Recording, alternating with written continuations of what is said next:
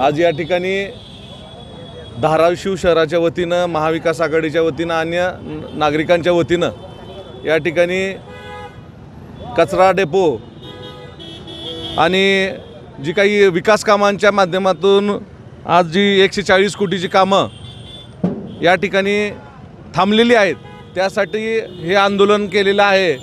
तर मला या ठिकाणी सांगायचं आहे की कचरा डेपो हटणं गरजेचं आहे। तेथील स्थानिक नागरिकांच्या आरोग्याचा प्रश्न निर्माण झालेला आहे। शेजारी भारत विद्यालयाचे शाळा आहे, तेथील विद्यार्थ्यांचा आरोग्याचा प्रश्न आहे। खाजानगर, गणेशनगर या भागातील नागरिकांचा मोठा प्रश्न या ठिकाणी आरोग्यविषयक चालू झालेला आहे। या ठिकाणी एवढं मोठं गायरान असताना सुद्धा, गावठाणातली जमीन असताना सुद्धा त्या ठिकाणी मध्यवर्ती भागामध्ये हा कचरा डेपो आहे, तो हटवणं गरजेचं आहे। दुसरा म्हणजे विषय, आज 140 कोटीची कामं मंजूर झालेली असताना, त्याला वर्क ऑर्डर मिळालेली असताना 16% अभावनं ही कामं देण्याचं हे जे काही सरकार आणि इथल्या नेत्यांचा जो बालहट्ट आहे, हा मला वाटतं की आपल्या येथील नागरिकांची चेष्टा करण्यासारखंच आहे। कारण की 16% अभाव देण्याचं कारण काय? आज कुणाच्या तरी फायद्यासाठी हे 40 कोटीची कामं थांबलेली आहेत। तर आम्ही महाविकास आघाडीच्या वतीनं आणि अखंड धाराशिव नागरिकांच्या वतीनं या ठिकाणी हा घंटानाद आंदोलन केलेलं आहे। यापुढं आमचे सरफराजभाई काजी आणि बाकीचे सर्व या ठिकाणी आमरण उपोषणास बसलेले आहेत।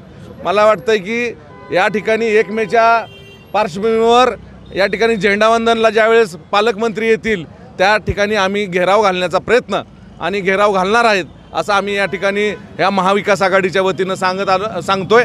आणि नक्कीच या ठिकाणी जर हे कामं पूर्ण म्हणजे झाली नाहीत किंवा पूर्णत्वास नेली नाहीत, तर आम्ही आंदोलन आणि रस्त्यावर उतरून आंदोलन करू, एवढाच या ठिकाणी इशारा देतो आहोत।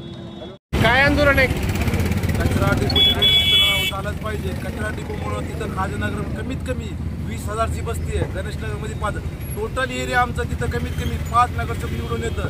एवढा मोठा एरिया असून 10 वर्ष झाले, कमीत कमी त्याला सीओ मॅडमला आम्ही कमीत कमी 3-10, 4-10, 5-10 म्हणलं, सीओ मॅडम म्हणलं आम्ही चालू करतो। बजेट नाही, वरी बजेटला पाठवलेलं आहे, बजेट आलं नाही। मग नंतर आम्ही त्याला शिफारिश केली, आंदोलन केलं, निवेदन दिलं। नंतर त्यांना म्हणलं की बाबा काय तर का उपयोग करा। तर सीओ मॅडमनं आम्हाला फवारा आणलं एक, आणि ते फवारा मारून दाखवलं का बाबा ह्याच्याहून वास येणार नाही। आता मला सांगा, वाससाठी कचरा टिपो ठेवायचा नाही तिथं? आता किती दिवस झालं ती कचरा टिपोचा प्रश्न, तिथं कमीत कमी 20,000ची वस्ती आहे। संध्याकाळी एवढा धुवाडा आहे की मला ॲक्च्युली सांगतो, श्वास घ्यायला त्रास आहे। तर आमची एवढीच विनंती आहे, तिथं कचरा टिपो हल्लाच पाहिजे। शहराच्या विकास कामाबाबत काय?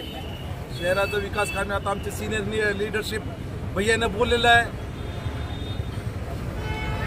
महाराष्ट्रातील ताज्या बातम्या पाहण्यासाठी आमच्या यूट्यूब चॅनेलला सबस्क्राईब करा। इंस्टाग्राम आणि फेसबुकवर हा व्हिडिओ पाहत असाल तर फॉलो करायला विसरू नका। धन्यवाद।